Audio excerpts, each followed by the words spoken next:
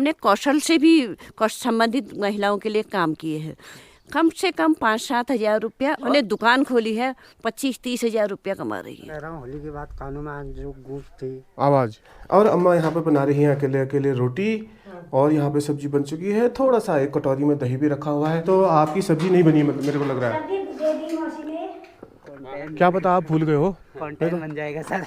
नहीं कंटेंट खैर क्या है यार, क्या है, मेहनत करना नहीं चाह रहे हैं और खाएंगे क्या। अगर इसका हाथ निकाल करके किसी को एक थपेड़ मारी जाए तो वो याद करेगा। पिछले 2 दिनों तक धुआंधार बरसने वाले बादल आज बिल्कुल साफ हैं, कहीं कहीं थोड़ा थोड़ा दिखाई दे रहे हैं। आज यहाँ बहुत तेज धूप खिली हुई है, और मेरे सामने की ये सड़क जिस पर कभी कभी आने वाले वाहन ऐसे शोर करते हुए जा रहे हैं जैसे अभी अभी कोई भूत गुजरा हो। सन्नाटे को चीरने फाड़ने वाली यही आवाज़ें यहाँ पर शेष रह चुकी।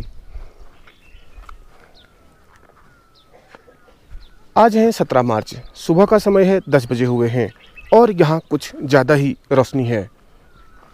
होली मनाकर लोग बाग निकल चुके हैं, कुछ स्टेशनों पर अभी जाने की तैयारी में है, और काफ़ी भीड़ भड़ाके का माहौल है। पहाड़ों में अगर मैं बात करूं तो अभी बचे हुए हैं सिर्फ पहाड़ ही, और पहाड़ के हमेशा के साथ ही ये जंगल, और चारों तरफ छाया हुआ ये सन्नाटा। रोज़ ही की तरह इसमें कुछ नया दिखता नहीं है, लेकिन मेरी व्यवस्था है, मुझे कुछ आपको नया दिखाना है। तो क्या देखेंगे आप आज के व्लॉग में? मैं आपको क्या दिखाने वाला हूँ, मुझे तय करना है कि मुझे आपको क्या दिखाना है। मैं अभी अभी अपने खोपचे से बाहर निकला हूँ। भुवनदा की दुकान के सामने 2 लड़के बैठे हुए हैं, उसमें से एक है कमल और दूसरा है कृपाल। अकेले का साथी मोबाइल फ़ोन, और उसी पर पूरा ध्यान। ये भी अच्छा है, ठीक है, ये बढ़िया है। कैसा महसूस हो रहा है होली के बाद? बहुत बेकार। बेकार किस लिए बेकार? क्योंकि कानों में आवाज सुनसानी है। सुनसानी हो गई। हाँ, कृपाल भाई क्या कह रहे हैं? मैं कह रहा हूँ होली के बाद कानों में जो गूंज थी आवाज़ थी, होली की आवाज़ ही गूंज रही है। अभी तक वही गूंज रही है। होली के बाद कानों में बहुत दिनों तक वही आवाज़ें गूंजती रहती हैं, वही स्वर लहरी गूंजती रहती है जो हमने इतने दिनों तक सुना। सिर्फ 4 दिन, दोपहर 1 बजे से लेकर 5 बजे तक अगर आप रोज़ गाते हैं, कोई भी काम अगर आप रोज़ करते हैं, सिर्फ 4 ही दिनों में आप उसके हैबिचुअल हो जाते हैं। आदमी इसीलिए शायद आदतों का गुलाम है। लेकिन अभी भी मेरे प्रश्न का उत्तर मुझे नहीं मिला है। आप क्या देखना पसंद करेंगे? चलिए आज यही मैं आपको दिखाता हूँ। गांव से जाने वाले तो जा चुके, और जाने के बाद जैसा गांव का हाल बचा हुआ है वह मैं आज आपको दिखा देता हूँ। किस तरह से मेरा गांव लग रहा है अभी, और कैसा माहौल है, चारों तरफ के वातावरण को एक बार आपको दिखा देता हूँ। रोज़ एक जैसा कहाँ होता है? हंसी हर रात नहीं होती, सदा एक बात नहीं होती, भरोसा क्या घटाओं का, सदा बरसात नहीं होती। और अभी भी बरसात नहीं हो रही है, वैसे छिटपिट बादल आसमान में छाए ही हुए हैं। हेलो, क्या हाल है? बिल्कुल ठीक है साहब, अपने सुनाइए। बढ़िया हो रहा है। लेकिन अगर बात कुछ खुशियाँ मना लेने की हो तो 4 लोग भी काफ़ी हैं। बस उनके पास खुशी के टूटते फूटते सिग्नल को पकड़ लेने का रिसेप्टर बाकी हो। आपके एंटीना में दम होना चाहिए, वैसे तो आप कहीं भी थोड़ा बहुत खुशी हासिल कर सकते हैं। सामने की तरफ जो पेड़ है, ऊपर महाकुंभ लगा हुआ है, मधुमक्खियों ने इसे बनाया हुआ है, और इस पर सोना है। सोने की ही तरह लगने वाला शहद इसके अंदर होता है, लेकिन शहद के साथ साथ ही डंक खाने के लिए भी आपको तैयार रहना होगा। फिलहाल अभी इसके साथ छेड़छाड़ करने का मेरा कोई इरादा नहीं। मैं एक बार आपको अपना गांव फिर से दिखाने वाला हूं। आज होली गुजरने के 2 दिन बाद मेरा गांव किस हाल में है, क्या लोग कह रहे हैं, कैसा हो रहा है, एक बार चलते हैं, शुरू करते हैं। अगर आप इस तरफ से देखेंगे तो दूर दूर तक आपको सिर्फ ये पहाड़ नज़र आएंगे, और एक सुनसानी नज़र आएगी। बहुत कम लोग हैं जो सुनसानी में भी सुकून और खुशी ढूंढ लेते हैं।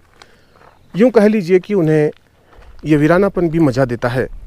उन लोगों में से एक मैं भी हूँ, लेकिन ज़्यादातर लोगों की इतने अकेलेपन में मौत भी हो सकती है।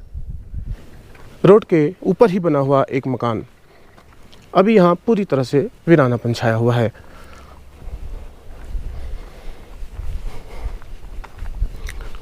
और यह नीचे का मोहल्ला है। अभी मैं बढ़ रहा हूँ अपने गांव के दक्षिण की तरफ बने हुए मोहल्ले पर, जहाँ शायद मुझे कुछ लोग बात करने को मिल जाएंगे, और मैं उनसे जानना चाहूँगा कि आखिर होली के बाद वो कैसा अनुभव कर रहे हैं। मुझे लगता है ये रास्ते भी कुंभकर्ण की तरह ही सो रहे हैं, क्योंकि इनमें चलने वाले मुसाफिर कभी कभी ही आते हैं। तो एक दो मुसाफिरों के कदमों की आहट से जागने वाले रास्ते ज़्यादातर तो यूं ही सुने और सोए पड़े रहते हैं। ऊपर की तरफ वो मोहल्ला जहां मैंने थोड़े दिनों पहले आपको होली की कवरेज दिखाई थी, चलिए एक बार उधर जाते हैं।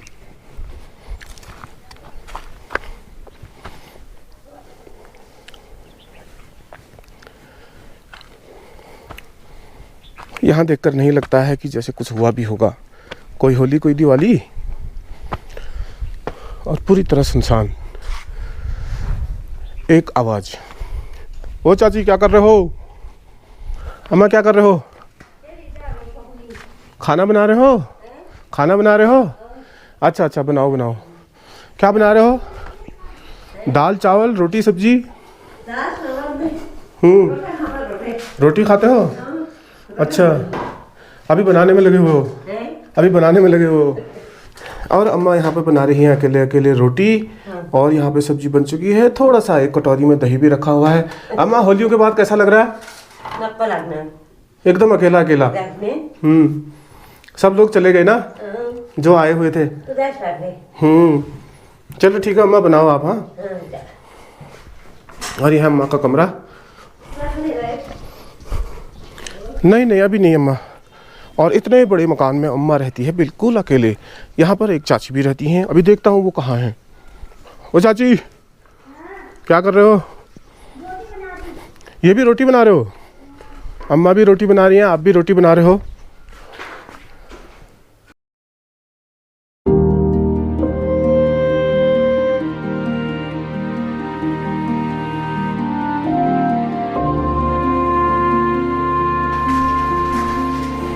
ये आटा गूंथ रहे हो? और ये अलग से क्यों रखी हुई है सब्जी और रोटियां यहाँ पे? ये गाय के लिए रखी हुई हैं? अच्छा, और अभी तो आपकी सब्जी नहीं बनी, मतलब मेरे को लग रहा है। सब्जी नहीं बनाओगे? नहीं बना रहे अभी सब्जी। होलियों के बाद कैसा लग रहा है आपको? होलियों में तो बहुत अच्छा लग रहा था ना? अभी ठीक ही लग रहा है। क्या लग रहा है फिर? कुछ सुनसानी तो लगी रही है ना? सुनसानी तो सुनसानी है। ऐसे ही हुआ। योगेश का फोन आया था? हाँ, योगेश का आया था। ठीक ठाक है वो सब वहाँ पे? सब ठीक है। ठीक है, चलो मैं आगे तक भी दिखा रहा हूँ। मैं आगे दिखाता हूँ। हाँ, एक बार दूसरे मोहल्ले में जाने की कोशिश करते हैं। वैसे गांव में ज़्यादातर घर बंद पड़े हैं, वो मैंने आपको पहले भी दिखाया। इस रास्ते में अगर हम आगे बढ़ेंगे तो नीचे एक घर दिख रहा है।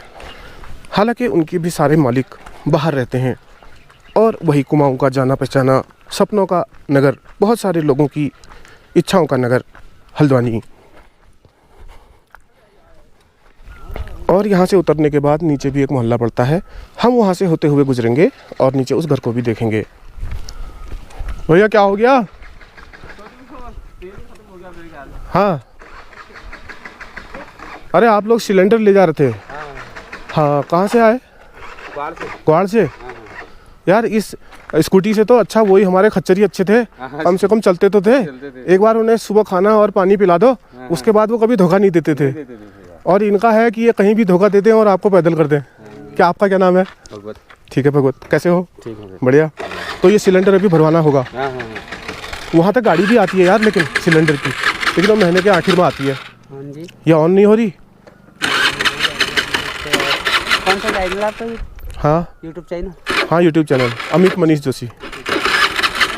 लेकिन क्या इसमें तेल पूरा है? तेल चेक करो आप एक बार। तेल तो है। तेल है? चेक तो करो, चेक कर लो, क्या पता ना हो। बन जाएगा सर। नहीं, कंटेंट खैर क्या है यार, ऐसा कुछ नहीं है। मैं भी डालता हूँ ब्लॉग। हाँ, अच्छा। तुम्हारा क्या है चैनल? हेमंत राइडर करके। हेमंत राइडर तो चलेगी। चलो ठीक है, देखते हैं। देखो इसमें तेल तो हाँ थोड़ा तो है, लेकिन कम है। देखो टंकी दिख रही है जड़ में, कम है भाई। अब तुम्हें तेल लेना पड़ेगा। हाँ, नहीं तो यहीं पे खड़ी करके बोतल लेके जाना, वो लाना यहीं पे लगा देना किनारे। नहीं होगी यार, बैटरी भी डाउन हो जाएगी। यहाँ से पेट्रोल पंप 5 किलोमीटर दूर है। अगर सबसे नज़दीकी पेट्रोल पंप की भी मैं बात करूँ तो 5 किलोमीटर से कम नहीं है। अब यहाँ पर बाइक खड़ी करने के अलावा कोई चारा नहीं है।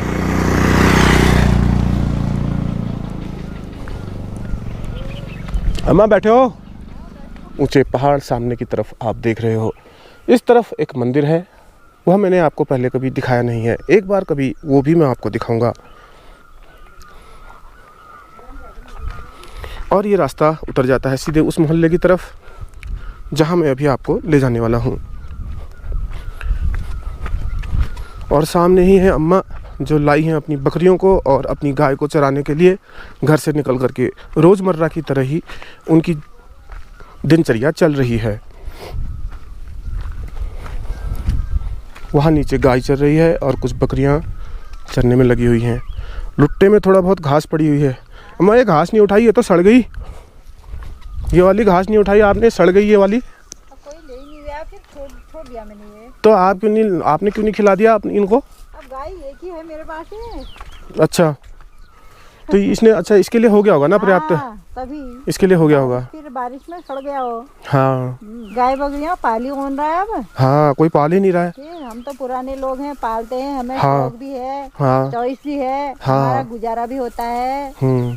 अब पाल नहीं, घर बैठे बैठे क्या होगा? महंगाई बढ़ेगी, सब बैठे बैठे खाएंगे तो होगा कैसे? सही कह रहे हो आप। करने वाले हैं नहीं सब। हर कोई ये चाहता है कि जेब से पैसा निकाले और हर चीज़ ले ले। दुनिया भर दूध की हो, दही हो, बीमारियां, कुछ भी हो। दही हो, कितनी प्रोटीन है दूध में। एक गिलास बच्चा सुबह, एक गिलास शाम अगर खाए, उस बच्चे को रोग कभी नहीं पकड़ेगा। हाँ है?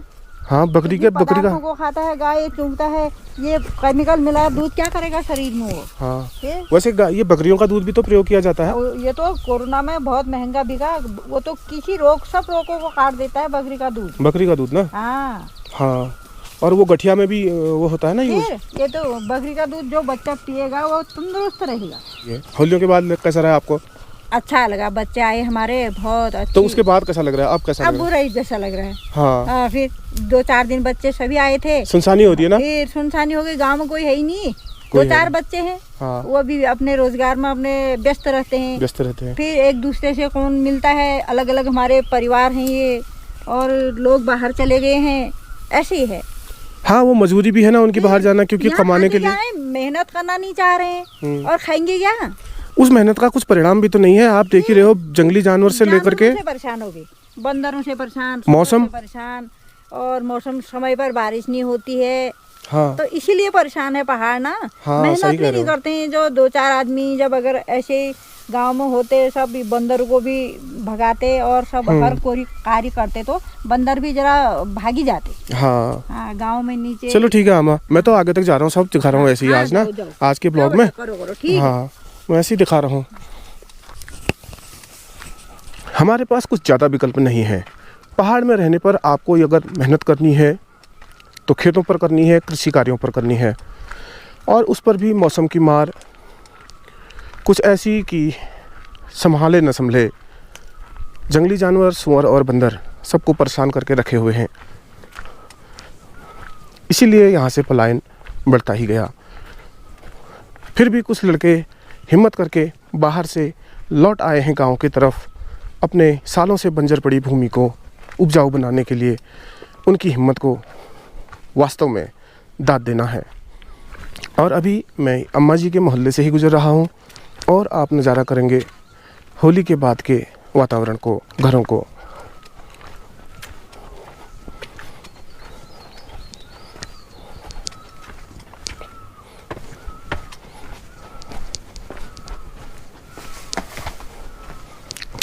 डर क्यों रहा है?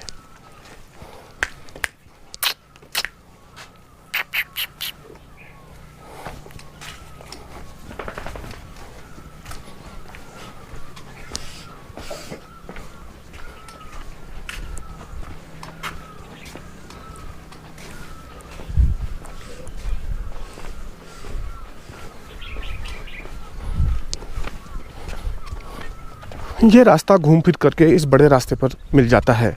उस तरफ जो सामने रोड है, वहाँ से नीचे उतरने के लिए एक बड़ा रास्ता है, और दूसरा बड़ा रास्ता ये है जहाँ पर आपको सीढ़ियाँ बनी दिख रही हैं। और अभी हम रास्तों से नीचे उतर रहे हैं। वही पहाड़ी रास्ते, सीढ़ी नुमा, उबड़ खाबड़ गाँव के गलियारे, पगडंडी नुमा रास्ते।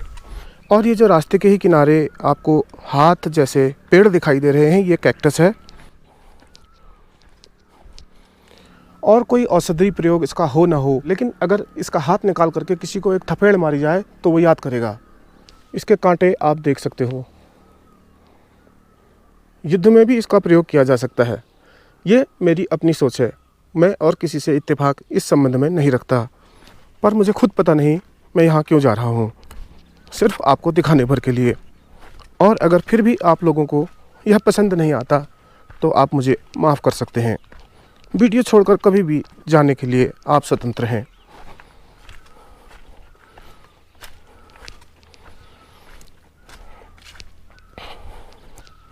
और अभी मैं पहुंचा हूं एक और मकान के सामने।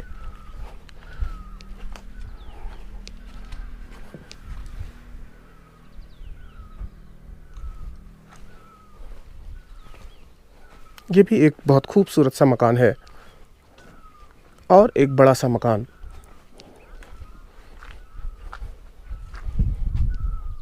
व्यवस्थाएं आदमी को अपने ही घर में मेहमान बना देती हैं। अब लोग साल में एक बार आते हैं, बिल्कुल किसी मेहमान की तरह मेहमान नवाजी के लिए तैयार मिलते हैं।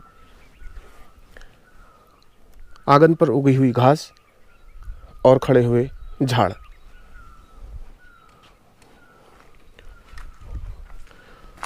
वैसे अब हम आगे की तरफ बढ़ रहे हैं और जो रास्ते थे वो अब पहचाने नहीं जा रहे हैं क्योंकि उन पे कोई चलता नहीं है। तो रास्ते और बाकी सारी ज़मीन में कोई अंतर नहीं रह गया और ये रास्ता यहाँ पर बंद है।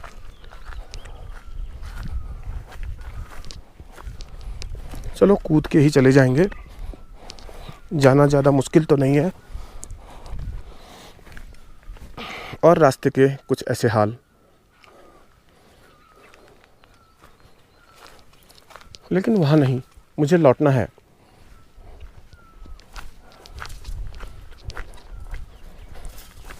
लेकिन बहुत देर तक बादल हमें अकेला नहीं छोड़ना चाहते, इसीलिए लगता है कि फिर ये इकट्ठा होने लगे। और अभी आप जैसे देख रहे हो आसमान में फिर से एक बार बड़े बड़े बादल दिखाई दे रहे हैं। फिर से शाम को एक बार बारिश का मौसम बन सकता है। मैं पलायन की बात करता रहा हूँ और गांव से जाने वालों की बातें करता रहा हूँ, लेकिन परिस्थितियाँ मेरे साथ भी कुछ ऐसी बन सकती हैं कि मुझे भी अपनी झोला और झंडी लेकर के यहाँ से जाना पड़े अगर आपने मुझे इसी तरह नज़रअंदाज किया तो। इसलिए ये बहुत ज़रूरी है कि आप मेरे चैनल को सब्सक्राइब करें, मेरे वीडियोस को लाइक करें, उन पर अपना कमेंट करें, अपनी राय दें, बेबाक राय दें अपनी।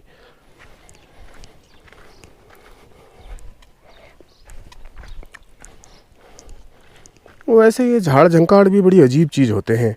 हर तरफ अपने आप को बढ़ा लेते हैं और हर चीज़ को अपने भीतर समा लेना चाहते हैं। कोई मकान, कोई जगह ऐसी बची नहीं रहती इनसे जहाँ यह अपने पाँव नहीं पसारना चाहते हों। गजब की एपिटाइट है। पाइन के पेड़ ऊंचे हवा में,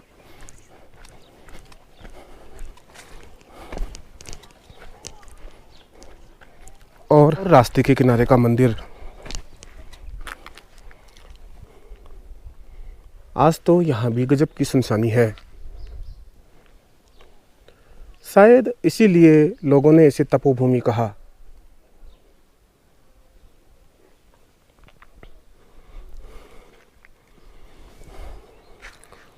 अगर आपको तपस्या करना है तो आप ऐसी जगह पर ही आना पसंद करेंगे। साधुओं तपस्वियों के लिए यह जगह बेमिसाल है। लेकिन अगर आप यहाँ पर और किसी दूसरी चीज़ की इच्छा रखते हैं तो शायद वह असंभव हो। कि पैसा कमाने के लिए शहर जाना पड़ता है और सुकून पाने के लिए पहाड़। बस इन्हीं दो मसलों पर आदमी की ज़िंदगी घड़ी के उस पेंडुलम की तरह हो जाती है जो कभी इधर तो कभी उधर, बीच में रुकना उसका कभी हो नहीं पाता। और सामने की तरफ कुछ भीड़ है लोगों की, मुझे नहीं पता।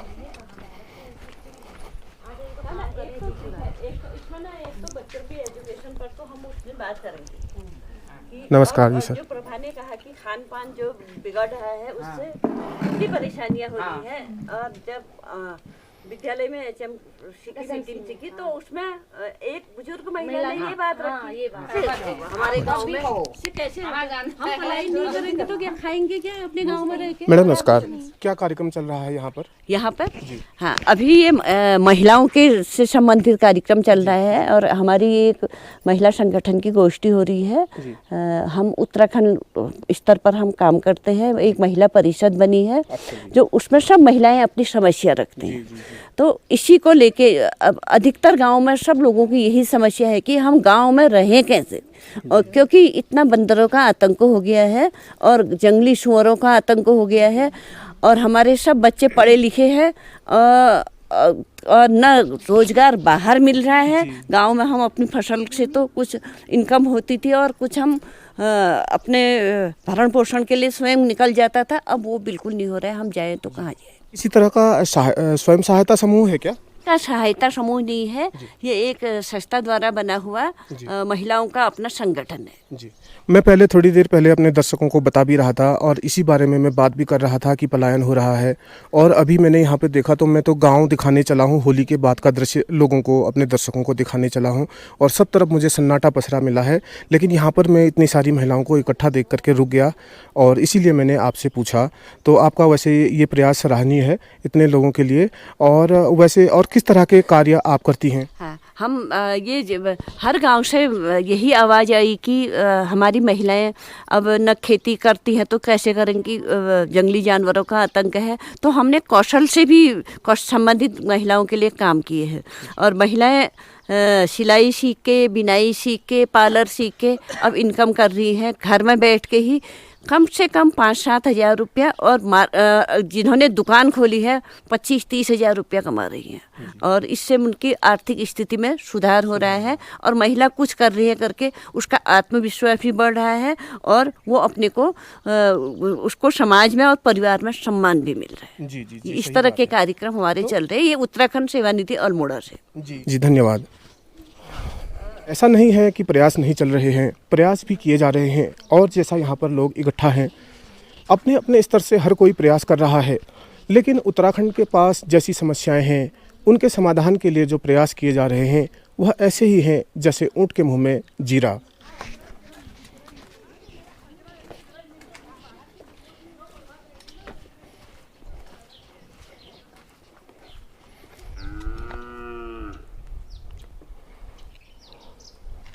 शायद सामने कोई जानवर भटक गया है और सब तरफ सन्नाटा पाकर उसे ही रंभाना पड़ रहा है। बाकी पक्षियों के नाम पर तो छोटी मोटी चिड़ियाँ यहाँ बोलती सुनाई दे रही हैं। आसपास किसी भी तरह की कोई ध्वनि नहीं और ना ही कोई प्रतिध्वनि।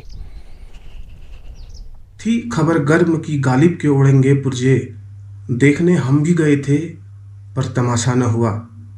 मेरा नाम है मनीष और आप देख रहे हैं मेरा YouTube channel Amit Manish Joshi. Channel पर अगर नए हैं तो सब्सक्राइब करें। मिलते हैं किसी और वीडियो में, तब तक के लिए टेक केयर, बाय बाय।